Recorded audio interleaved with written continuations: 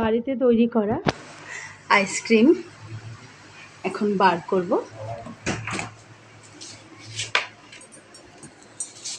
অনেককে দেওয়া হয়ে গেছে বাড়ির সদস্যদের, এখন আমাকে দেওয়া হবে। তো এটা আজকে আমি তৈরি করিনি, এটা তৈরি করেছে বাড়ির সদস্য। এটা কাস্টার্ড আইসক্রিম। আইসক্রিমটা বানানোর জন্য কি কি লেগেছে একটু বলে দাও।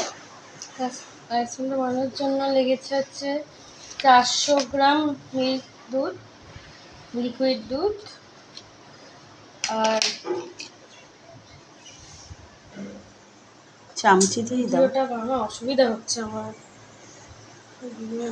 আর রয়েছে হলো কাস্টার্ড পাউডার, রয়েছে নানান রকমের ফ্রুটস এবং ক্রিম রয়েছে, তাই তো? Whipping cream. ক্রিমটার নাম বলে দাও। Whipping cream.